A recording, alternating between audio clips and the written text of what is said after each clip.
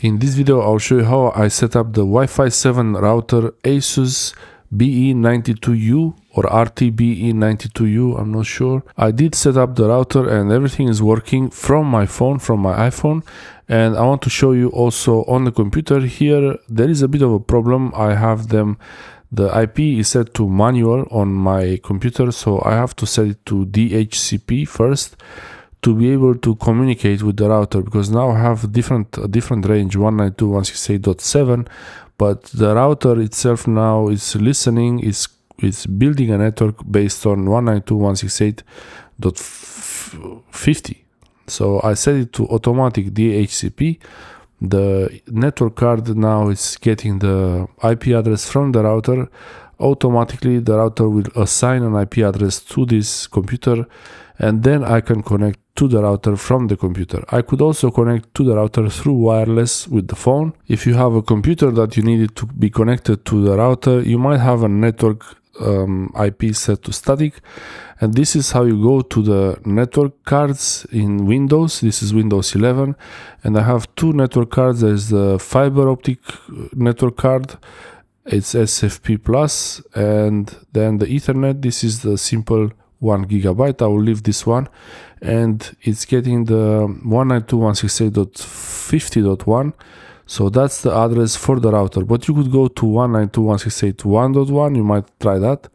If that doesn't work, here there are some HTTP issues. I wouldn't want to install a certificate from the router. So yeah, it's gonna be like that. I don't really mind about this. Make sure you remember your username and password, and I do have them.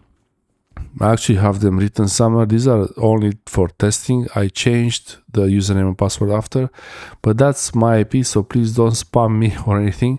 And yeah, I thought about masking it, but then I would have to remove some things, and I wanted to show you everything here. This is the web interface of the RT-BE92U. You can see the client list, the devices, you can see even how they are connected, and you see the iPhone is connected through 6G, so that's great. The 6G here means 6 gigahertz Wi-Fi, and this router is actually a triple band, 2.4 gigahertz, 5 gigahertz, and 6 gigahertz, and it even has the AiMesh function, and I would really like to try that at some point to get some access point. You can set up the network. You can even use a QR code for the network. That's great. If you want to share the Wi-Fi, you change the password and you want to share it with the phone quickly, so you don't have to type it. You can use the router in many modes, as a router, but also as an access point or a repeater.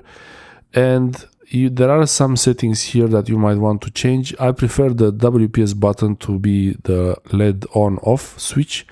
I wouldn't want to use the WPS at all, but it could be useful to turn off the LEDs. And here I don't know if anything could help that. So enable access from 1, I would prefer to have it set to no. If I want to connect to the router, I could connect to a VPN. There are a few options for VPN, and then you can connect to the router. So it's not a direct connection from outside, it needs to be connected through VPN first. Here I was changing the login password of the router, and the login name actually, and you can change the login password and the login name at any time. It's really easy. I like the overview here. It shows you the cores of the CPU, how they are used, in the memory. I noticed that the memory is always around 70% usage, but it doesn't really go above 80. I never saw it go to 80. And I believe the memory, the RAM should be there. It's used, so why not use it? But yeah, it's keeping some for just in case for a VPN connection. And I'm not sure if it will use too much memory. Probably no, it will do some kind of memory management. And here, these are the settings for the Wi-Fi. I could change the password, I could change the Wi-Fi name, I could even set these networks to be separated. And there is also the setting where you have the MLO. It's something like an aggregation of the Wi-Fi signals. And I did think about enabling this, and I did eventually enable it. When I bought this, there were other options, but the reason why I bought this router, the BE92U, is the 10 giga port for the one, which I'm going to use as a LAN port to have the 10 giga LAN speed connection. but also it has Wi-Fi 6 Wi-Fi 7, sorry, it has Wi-Fi 7 on the 6 gigahertz frequency, and I believe having the 6 gigahertz Wi-Fi 7 it's pretty big deal, because you have more space. So on the Wi-Fi 2.4 gigahertz it's too much noise, and on 5 also now slowly there are more devices connected on 5, but on 6 not so many now. So that's why the signal is pretty good actually, even from one room to another.